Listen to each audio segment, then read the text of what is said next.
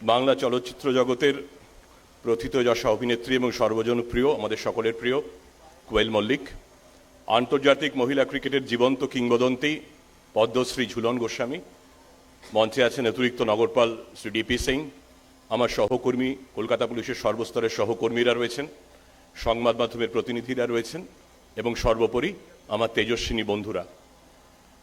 আজকে 27 তারিখ, 24 তারিখ আমার মনে পড়ছে মাত্র 3 দিন আগে সকালবেলা 8:30 নাগাদ তোমাদের যেদিন এই কর্মশালাটা শুরু হয় সেদিন আমি এসেছিলাম, কিছুক্ষণ ছিলাম, তোমাদের সাথে কথা হয়েছিল। তখন তোমাদের চোখে মুখে কোথাও একটা উদ্বেগ একটা লক্ষ্য করেছিলাম। তোমরা কেউ কেউ হয়তো একটু চিন্তায় বা আশঙ্কায় ছিলে যে এইটা ভেবে যে পারবো তো। সেদিন থেকে মাত্র 72 ঘন্টার ব্যবধানে আজকে তেজস্বিনীর শেষ দিনে যখন তোমাদের সামনে এসে দাঁড়িয়ে আমরা দেখলাম, তোমাদের ডেমনস্ট্রেশন দেখলাম, তোমাদের কনফিডেন্স দেখলাম, সেই আত্মবিশ্বাসটুকু যেটা প্রথম দিন হয়তো অতটা ছিল না, আজকে সেটা আত্মবিশ্বাস এবং প্রত্যয়ে টকবক করতে দেখে তোমাদের খুব ভালো লাগছে।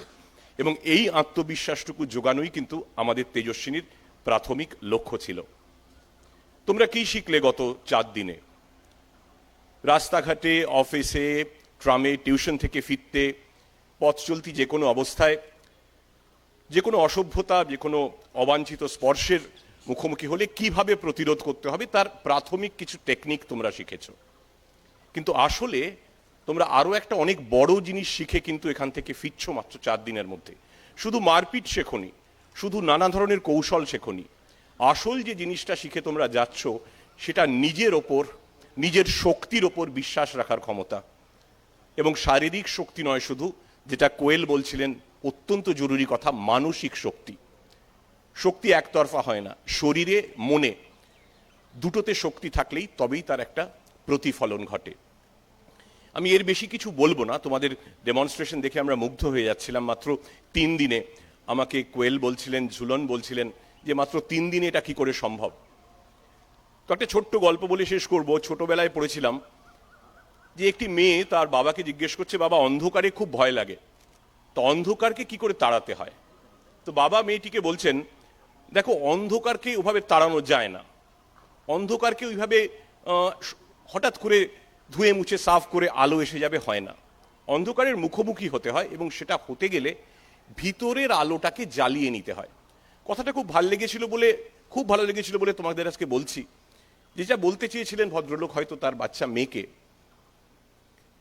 যে কোনো বিষয়ে রাস্তাঘাটে বিপদের মুখোমুখি হতে গেলে, যে কোনো প্রতিকূল পরিস্থিতিতে ভেতরের আলোটা জ্বালানো প্রয়োজন। আমাদের সমাজে অনেক কিছু অন্ধকার দিক আছে, অস্বীকার করা তো উপায় নেই, এবং সেই অন্ধকারগুলোকে আজ বললেই কালকে তাড়ানো যায় না। কিছু কিছু অন্ধকার জিনিস থাকবে, তার মুখোমুখি হতে ভিতরের আত্মবিশ্বাসের আলোটা, ভরসার আলোটা, নিজের ওপর আস্থার আলোটা জ্বালানোর জন্য একটা অত্যন্ত জরুরি পদক্ষেপ তোমরা আজকে গ্রহণ করলে তেজস্বিনীর এই কর্মশালাটা সাকসেসফুলি কমপ্লিট করে।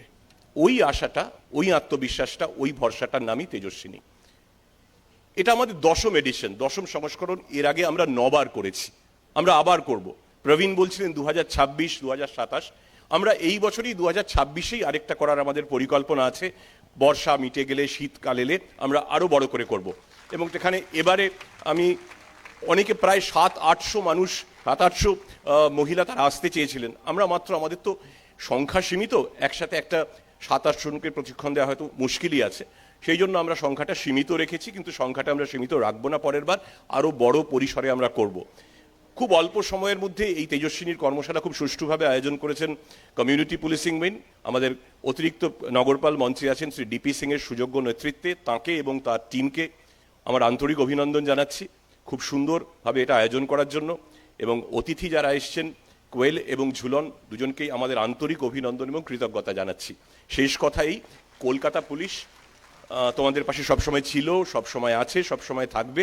শুধু এইটা বলার যে এই 4 দিনের প্রশিক্ষণ শেষে এইটুকু আমরা আশা করব যে এরপরে যখন তোমরা রাস্তায় কোনো বিপদের মুখোমুখি হবে, কোনো প্রতিকূল পরিস্থিতির মুখোমুখি হবে, পুলিশ তো আসবেই, কিন্তু পুলিশ পৌঁছানোর আগে যেন নিজেরাই প্রতিরোধটা করতে পারো, চোখে চোখ রেখে পাল্টা দিতে পারো, গর্জে উঠতে পারো, সেই শক্তিটা যেন তোমাদের থাকে। এবং নিশ্চিত তোমরা সেটা পারবে, কারণ আজ থেকে তোমরা আর সাধারণ কেউ নয়, তোমরা সবাই তেজস্বিনী। তোমরা সবাই ভালো থেকো, আনন্দে থেকো, শক্ত থেকো।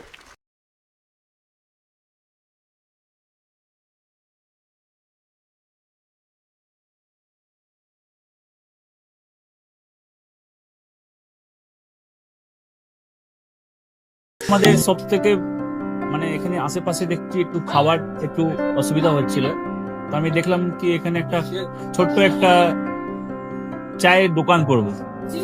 তারপরে চায়ের দোকান থেকে ভাবছি ছোট একটা ধাবা করে দিই। ছোট ধাবা থেকে দেখছি এবার একটু সাজিয়ে দিই। এই আস্তে আস্তে করতে করতে এইভাবে হয়ে যাবে আমি নিজেও ভাবতে পারিনি।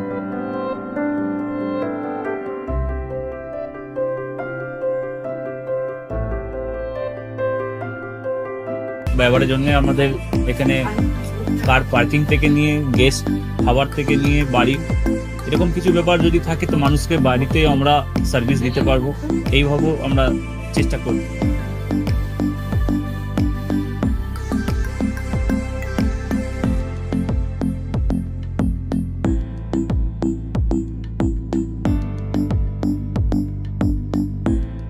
একদম সাধারণ, বাইরে থেকে অনেক চিপ বেস্ট মধ্যে খাওয়াটা কোয়ালিটিটা সবসময় পাবেন।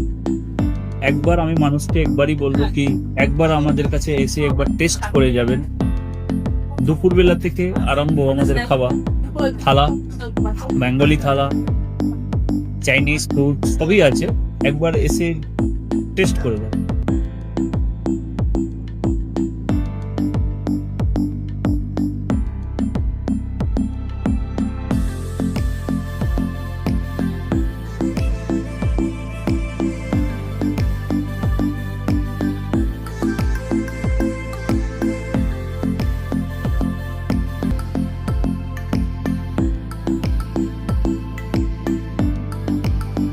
আপনার চ্যানেলের মাধ্যমে বলি একবার আসুন কেশরী ধাবাতে দেখে নিন।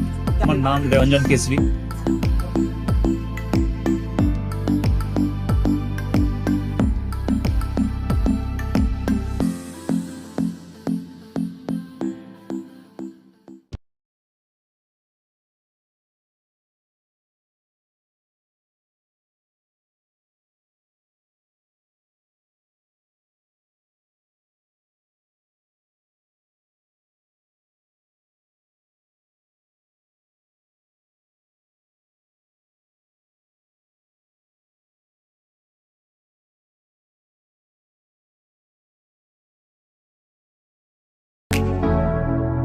Keshari light house, Keshari light house এবং কেশরী লাইট হাউস নিজেদের রান্নাঘরকে আরো অত্যাধুনিকভাবে সাজাতে সমস্ত কিছু পেতে চলে আসুন নৈহাটি গৌরীপুর চৌমাথা বাজার কেশরী লাইট হাউস।